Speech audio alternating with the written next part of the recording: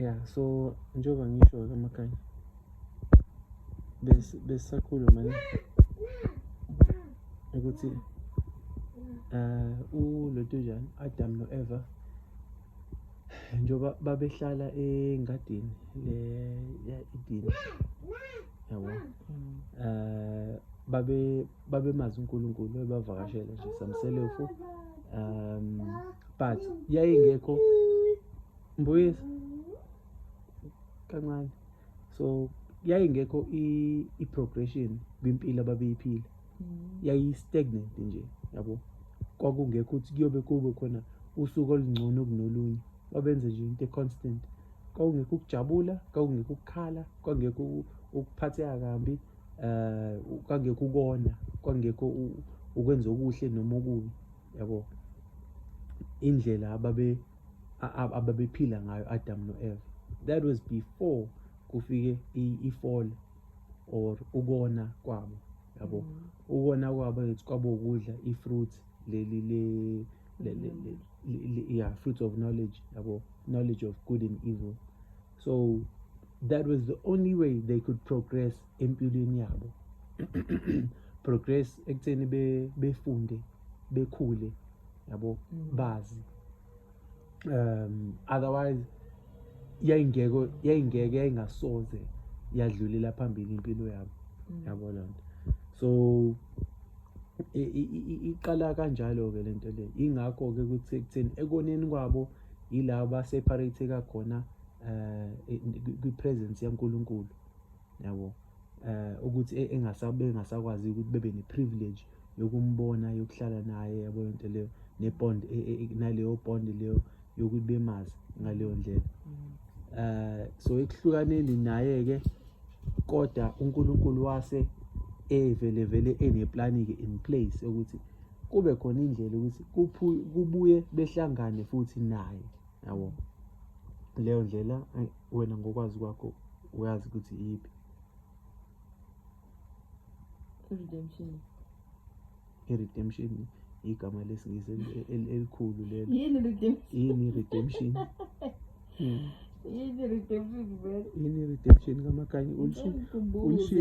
Ulishilo nje wena igama leli, ulisho lani? It sounded familiar. Oh bakithi, hayi ngithi lifike ngomoya ngoba naku usulishilo. Yeah, it's a feeling. Hayi bakithi, hayi no, kuyenzeka vele umoya ukuphendulele imibuzo yakho. Yakona uqinisile kamakanye, manje liyahliphizayo lapha. So i-redemption was ukufika kwaJesu ezofela izono zethu, wayesiredeemer, yabo, esiredeemer ekoneni kwethu, yabo, ngoba uAdam noEva bonela umhlaba wonke kahle, yabo. So ngokonela umhlaba wonke kwakumele kube khona indlela-ke phela yokulungisa amaphutha lawo, yabo. Ingakho kuthiwa awukho umgqomo wokulahla umuntu. Kwaqala lapho kuLotujana, ku-Adam no-Eva, ukuthi akukho umgqomo wokulahla umuntu. uNkulunkulu wayengeke balahle, ingekho indlela ukuthi ebalahle. So wakha indlela ukuthi ebaxolele ekoneni kwabo. Wayengabaxolela ngokuthi kube khona i-sacrifice eyenziwayo. I-sacrifice kwakuyisikabhu vele, yabo. But ukuqala ngey'kabhu was preparatory for okwakuseza, okwakufika okwakuyimvu leyo kuJesu, yabo. So vele over the years bonke abantu babazi ukuthi ukunikela or ukuxolisa kuNkulunkulu kumele kube khona i-sacrifice abayenzayo, yabo. Babazi vele ukuthi kufanele kube khona i-sacrifice eyenziwayo ukuze becele into ethelele, yabo. Loyo vele i-practice yaqalwa kudala, but abantu babengazi ukuthi loko was actually kwakuyinto eyayibafundisa ukuthi kumele kube khona i-sacrifice eyenziwayo for ukona, yabo.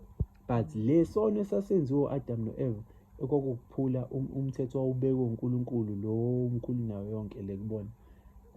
Kona kubona-ke indlela yokuthi kuze size sixoleleke kona kwayokona ukuthi ufike uJesu, yabo. uJesu yena owenza kwenzeka ukuthi kube khona indlela ukuthi sixoleleke mawucela into ethelelo nangempela uphiwe yona, yabo. Ingabe ukuthi nje amazwi nje empty. So eyakhe i-sacrifice le ayenza, umnikelo awenza lo wegazi lakhe wawu-eternal. But abantu abaningi abazi ukuthi yini edala ukuthi ube eternal le sacrifice yakhe. Khona mhlawumbe okwazi yona ngalokho? Awazi? Okay, so lokho kubuyela ekuzalweni kwakhe, ya uJesu, ya ekuzalweni kwakhe or conceive kwakhe. uJesu ukhumbula ukuthi ubaba wakhe kwakuNkulunkulu, uNkulunkulu owubaba wethu sezulwini, yabo. So who is an eternal being, yabo lento. uNkulunkulu akanakufa, yabo lento leyo. Uwokomoya, yabo lento leyo. So umuntu o-eternal uJesu, lelo side lakhe laka ubaba wakhe ilona elalidala ukuthi ekwazi ukuthi ebe nama-powers okubuyisa impilo yakhe, yabo. Ikona okwakha i-bridge leli elashiwo uZuma. Ya, ikona okwakha i-bridge phakathi kwezulu nomhlaba. uJesu waba i-bridge el-eternal ukuze sikwazi ukuthi sikwazi ukuthi sixoleleke nathi okwengunaphakade. Otherwise kube umuntu owayezalwa la emhlabeni kwakuyoxolelwa le generation yakhe kuphela, noma mhlambe ayebazi ayengababiza ngamagama kuphela, mhlawumbe abamthinta or abambona kuphela, yabo. But ngokokuthi wayemuntu ozalwa ngendlela engayona e-natural, yabo. Ngokuthi wayenaleyo DNA yababa wethu sezulwini, ilapho khona athola khona amandla ukuthi ekwazi ukuthi afele izono noma athethelele umhlaba wonke, yabo. Kwabantu ababefike phambilini kwakhe nabafike emva kwakhe futhi, yabo.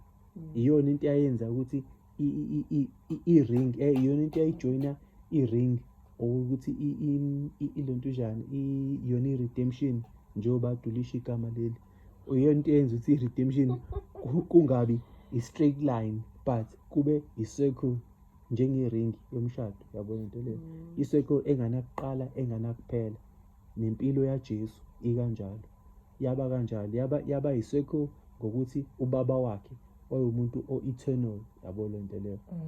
Iyenzeka kanjalo ukuthi kube khona indlela ukuthi i-redemption or ukufela uyena kube yinto yengunaphakade, yabo.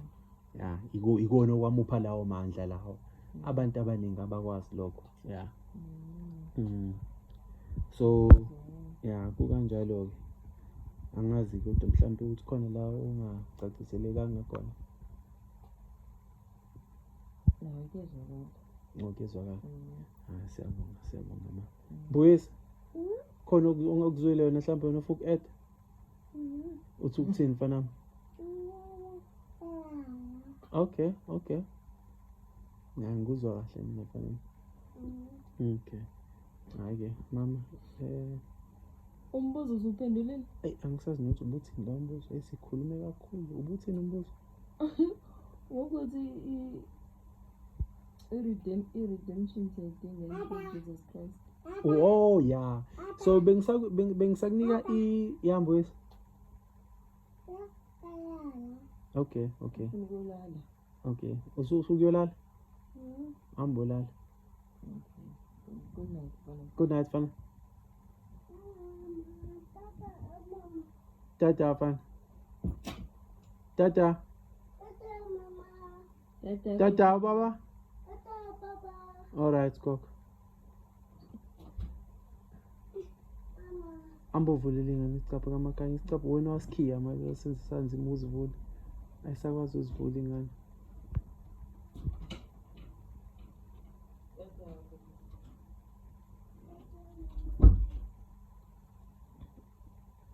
Alright, amakhaya.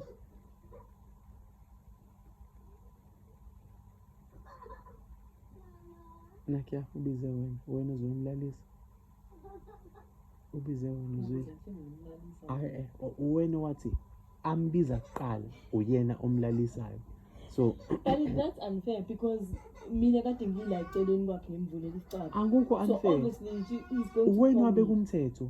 Mina ngiyalandela nje kuphela. Pause lapho. Ngiyaphoza la, ngizophoza hamba umlalisi ungazumeki-ke nawe lapha ngoba ngiyakwazi nalowo mkhuba loyo. Uyeza Mbuyisi uyeza mfana nami yazi. Akhuleka kamakhaya. Awe kamakhaya. Ngcono ngoba bengiqopha la bazuye abantu angi-abuse.